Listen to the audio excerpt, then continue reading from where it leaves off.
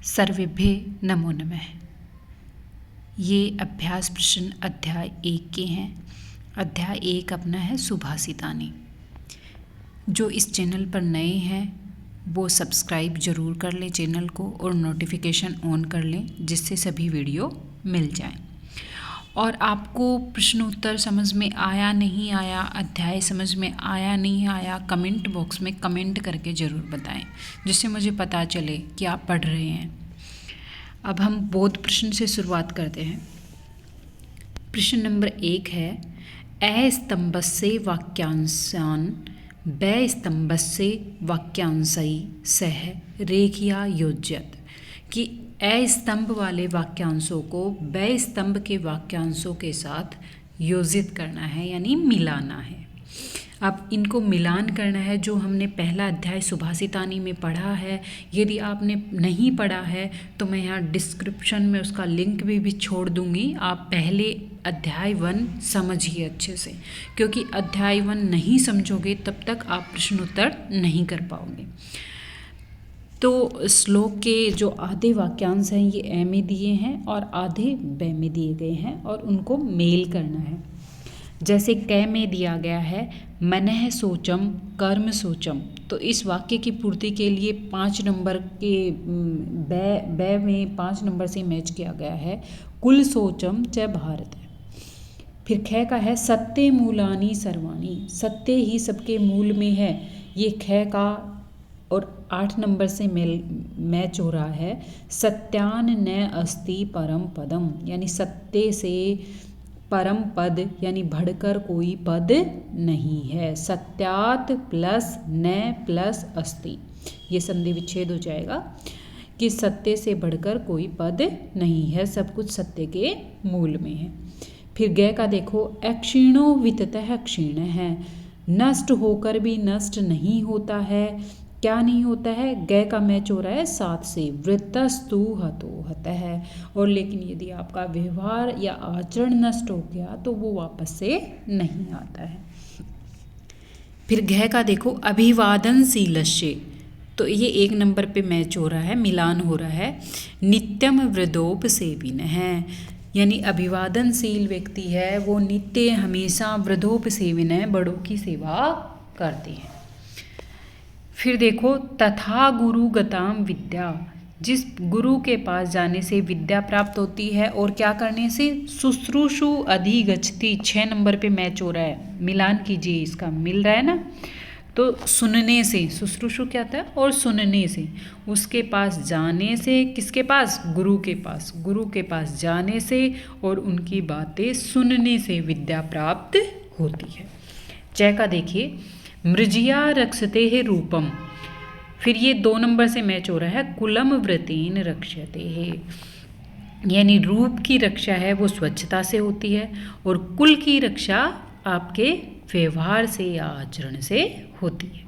फिर 6 का देखिए धीर विद्या सत्यम अक्रोधो, ये धी विद्या सत्य अक्रोध ये क्या हैं? 10कम धर्म लक्षणम, ये धर्म के 10 लक्षण बताए गए हैं। ये 3 नंबर पे मैच हो रहा है। फिर देखिए मनसा विनिवृतिया, 4 नंबर पे मिलान हो रहा है तद अस्तेयम विदुर्बुद्धा, मन से विनिवृत्ति यानी मन से उसके बारे में विचार न करना क्या कहलाया गया है? अस्तेयम चोरी करना, विदुर्बुद्धा कहा जाता है। यानी किसी के बारे में यदि तुमने सोच लिया गलत तो वो क्या मान ली जाएगी? चोरी मान ली जाएगी, इसलिए उसके बारे में आपको सोचना भी नहीं है। ये हमने अ स्तंभ से और ब स्तंभ को मिला लिया है। अब देखिए प्रश्न नंबर 2, धर्मस्य 10 लक्षणानि लिखत, धर्म के 10 लक्षणों को लिखना है। अब धर्म के 10 लक्षण मैंने उत्तर यहाँ पे आपको दे ही दिया है, आप नोट डाउन कर लेना। धृति क्षमा दमः अस्तेयम शौचम इंद्रिय निग्रह धी विद्या सत्यम अक्रोधः च इति 10कम धर्म लक्षणम। धृति धैर्य, क्षमा माफ़ करना, दम नियंत्रण करना इंद्रियों को, अस्तेयम चोरी न करना, शौचम पवित्रतः, इंद्रिय निग्रह अपनी इंद्रियों को नियंत्रण में करना, धी यानी बुद्धि, विद्या सत्य यानी सच बोलना, अक्रोध है क्रोध नहीं करना, ये 10 क्या बताए गए हैं, धर्म के लक्षण बताए गए हैं। ये आप स्क्रीनशॉट भी ले सकते हैं और कॉपी में नोट डाउन कर सकते हैं। अब देखिए प्रश्न नंबर 3, पाठम पठित्वा अधोलिखितेषु रिक्त स्थानानि पूरयत, कि पाठ को पढ़कर नीचे लिखे गए रिक्त स्थानों की पूर्ति करनी है। यदि आपने पाठ पढ़ा है तो आप इसको अच्छे से कर पाओगे। तो आप पहले जरूर श्लोकों को अध्ययन करें। श्लोकों का प्रथम पाठ है जो सुभाषितानि, उसकी व्याख्या जरूर पढ़ लें। कै पे देखो, अक्षीणो हो विततः अक्षीणो हो, नष्ट होकर भी नष्ट क्या नहीं होता, धन नहीं होता। वितत है ना धन, लेकिन वृत्तस्तु हतो हतः, यदि हतो हतः मरे हुए के समान। कौन? वृत्तस्तु, यदि आपका वृत्त यानी आपका आचरण या व्यवहार नष्ट हो गया तो आप मरे हुए के समान हैं। फिर है चत्वारि तस्य वृद्धन्ते, 4 चीज़ें उसकी बढ़ती हैं। आयुर्विद्या यशो बलम, आयु विद्या और रिक्त स्थान में क्या आ जाएगा, यशो, यश और बल। यानी जो अभिवादनशील व्यक्ति होता है उसकी 4 चीज़ें हमेशा बढ़ती हैं, और उन 4 चीज़ों में क्या क्या आता है, आयु विद्या यश और बल। फिर है सत्येन रक्षते धर्म है, विद्या योगेन रक्षते है। सत्य से किसकी रक्षा होती है, धर्म की रक्षा होती है, और विद्या की रक्षा किससे होती है, योगेन, अभ्यास से। यानी हमें धर्म की रक्षा करनी है तो हमें क्या बोलना पड़ेगा, सच बोलना पड़ेगा, सत्य। और यदि हमें विद्या को बचाना है, विद्या को रखना है, तो उसकी रक्षा किससे होगी, योगेन, अभ्यास से। बार बार अभ्यास करोगे तो ही आपको विद्या प्राप्त होगी। फिर घ का देखिए, तथा गुरुगताम विद्याम शुश्रूषु अधिगच्छति, तथा उसी प्रकार गुरुगताम, गुरु के पास जाने से, और विद्या किस प्रकार, शुश्रूषु अधिगच्छति, और सुनने से विद्या प्राप्त होती है। मनसा विनिवृत्तिया तद अस्तेयम विदुर्बुद्धा, यदि आपने मन से भी उसके बारे में विनिवृत्ति रखी है तो वो क्या कहलाएगा, अस्तेयम कहलाएगा, चोरी न करना कहलाएगा। अब आगे देखिए, आगे है पाठगत प्रश्न है 1.1। अभी हमने बोध प्रश्न किए हैं, अब पाठगत प्रश्न देखिए। अभिवादनशीलस्य कानि चत्वारि वर्धन्ते, अभिवादनशील व्यक्ति की क्या 4 चीज़ें बढ़ती हैं, कानि यानी क्या, चत्वारि 4, वर्धन्ते बढ़ते हैं। यानी जो आदर करता है, सम्मान करता है, उसकी 4 चीज़ें क्या क्या बढ़ती हैं, आयु विद्या यश और बल। च का अर्थ होता है और बल। नरह कथम वायर अधिगच्छति, वायर अधिगच्छति का मतलब क्या हो गया, इसका संधि विच्छेद करेंगे तो हो जाएगा वारी प्लस अधिगच्छति। वारी यानी जल, कि मनुष्य को जल किस प्रकार प्राप्त होता है, यानी पानी कैसे प्राप्त होता है, खनित्रेण खनन, कुदाली के द्वारा खोदने से, यानी जमीन को कुदाली से हम खोदेंगे तो ही जल प्राप्त होगा।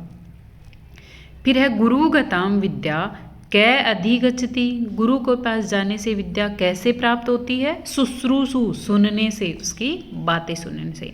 कस्मात् क्षीणः अक्षीणः भवति, किसके क्षीण होने पर भी वो क्षीण नहीं होता, यानी जो नष्ट होकर भी नष्ट नहीं होता, वो क्या होता है, वित्ततः धन होता है।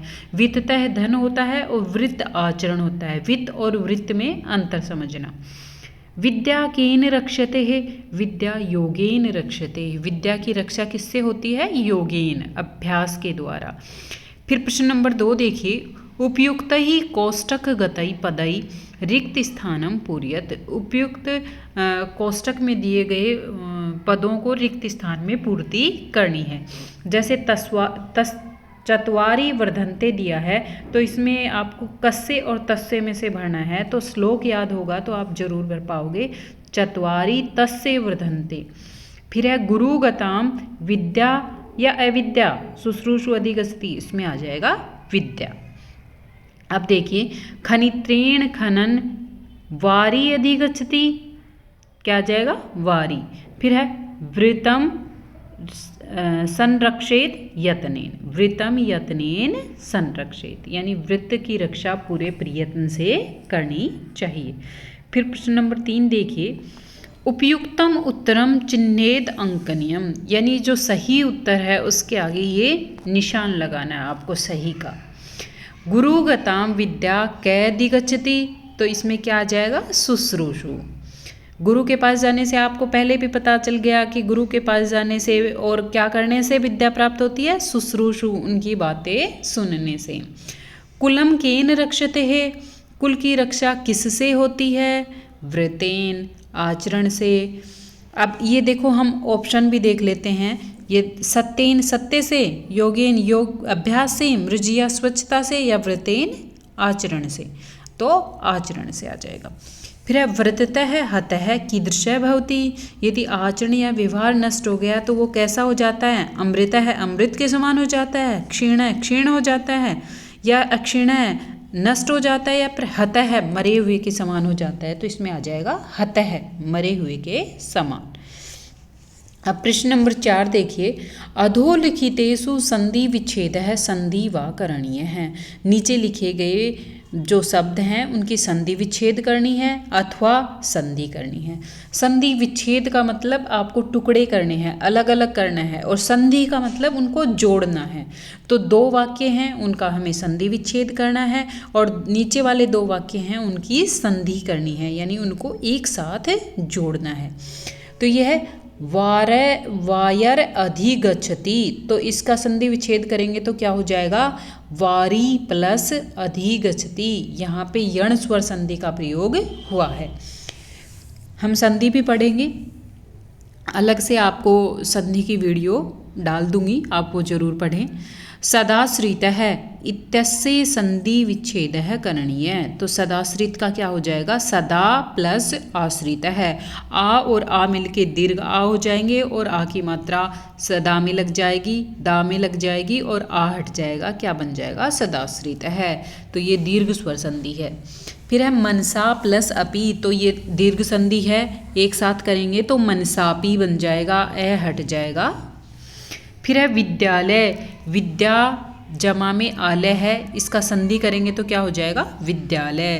तो यहाँ भी दीर्घ स्वर संधि है। अब देखिए पाठगत प्रश्न दिए गए हैं। अभी हमने पाठगत प्रश्न 1.1 पढ़ा है, अब पाठगत प्रश्न 1.2 पढ़ेंगे। अब पहला प्रश्न है, क स्तंभस्य पदानाम ख स्तंभस्य पदैः सह उचित मेलनम कुरुत। क स्तंभों को ख से मेल करना है। जैसे मनसा विनिवृत्ति, तो इसमें क्या आ जाएगा, बुद्धा तद अस्तेयम विदु, आ से मेल हो रहा है तो आ से मेल कर देंगे। फिर क्या दूसरा क्या दे रखा है, शौचम, तो शौचम पंचविधम स्मृतम। पवित्रता कितने प्रकार की बताई गई है, 5 प्रकार की बताई है, हमने श्लोकों में पढ़ा है अच्छे से। फिर 10कम धर्म लक्षणम, धर्म के लक्षण कितने बताए गए हैं, 10 बताए गए हैं। ये 3 का किस में मैच हो रहा है, ए में हो रहा है। फिर 4 का देखिए सत्य, तो सत्य में क्या आ जाएगा, ऊ आ जाएगा, सत्य धर्म सदाश्रित है, सब कुछ किस सत्य है, वो धर्म के आश्रित ही है। फिर 5 का देखो सत्य न अस्ति परम पदम, बड़ी ई वाला आ जाएगा कि सत्य से बढ़कर कोई पद नहीं है। फिर प्रश्न नंबर 2 देखिए, अधोलिखित पदानाम विपरीतार्थ पदानी लिखत। विपरीतार्थ यानी विलोम शब्द लिखने हैं। नीचे लिखे गए जो पद हैं, यानी जो ब्लैक काले कलर में है, इनका हमें विलोम शब्द लिखना है। ये मैंने लाल कलर में खुद लिख दिया है आपके लिए। अक्रोध है, अक्रोध है का विपरीत क्या हो जाएगा, क्रोध है। अक्रोध है का मतलब क्रोध न करना, और क्रोध है का अर्थ है क्रोध करना। अस्तेयम चोरी न करना, स्तेयम चोरी करना।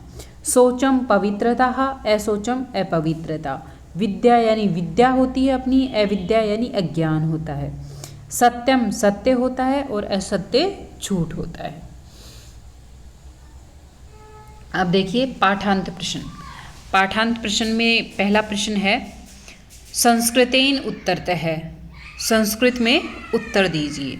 रूपम कथम रक्षते है, रूप की रक्षा कैसे होती है, तो रूपम मृजिया रक्षते है, रूप की रक्षा किससे होती है, मृजिया स्वच्छता से।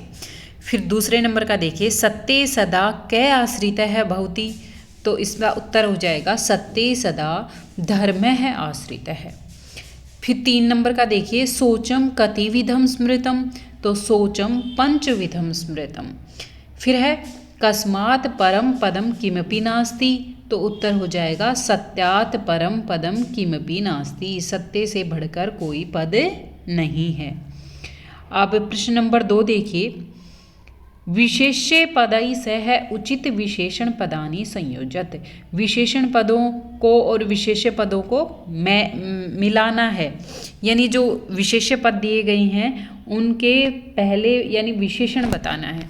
तो विशेषण और विशेष्य होता क्या है, यदि किसी की विशेषता बताई जाए तो जो विशेषता होती है वो क्या कहलाता है, विशेषण कहलाता है, और जिसके बारे में बताई जाए वो क्या होता है, विशेष्य होता है। जैसे सुंदर लड़का, तो सुंदर क्या होगी, उसकी विशेषता, तो ये हो गया विशेषण, और लड़का है ये क्या हो गया, विशेष्य हो गया। तो इसी को हम संस्कृत में बोलेंगे तो सुंदरः बालकः, तो सुंदरः क्या हो जाएगा, विशेषण हो जाएगा, और बालकः विशेष्य हो जाएगा। इसी प्रकार देखो धर्म लक्षणम, तो धर्म के लक्षण कितने होते हैं, 10 कम, तो ये इसकी विशेषता है, 10 हैं धर्म के लक्षण, तो इसका विशेषण क्या हो जाएगा, 10 कम। फिर है सोचम, सोचम यानी पवित्रता, तो पवित्रता कितने प्रकार की मानी गई है, पंचविधम, 5 प्रकार की, तो पंचविधम क्या हो गया, इसका विशेषण हो गया। फिर है तस्य, तस्य यानी किसके, तो इसमें आ जाएगा अभिवादनशीलस्य, अभिवादनशीलस्य यानी जो अभिवादन करता है उसके, तो ये विशेषण हो गया। फिर है विद्याम, विद्या किसके पास, गुरुगताम, गुरु के पास जाने से, तो गुरुगताम क्या है, विशेषण हो गया, और विद्याम विशेष्य हो गया। इसी प्रकार प्रश्न नंबर 3 देखिए, कै स्तंभस्य धर्म लक्षणस्य कै स्तंभै दत्तै अर्थै मेलियत, कि कै स्तंभ में धर्म के लक्षण बताए गए हैं और कै स्तंभ में उनका अर्थ बताया गया है, तो मेल करना है आपको किस प्रकार मेल हो रहा है।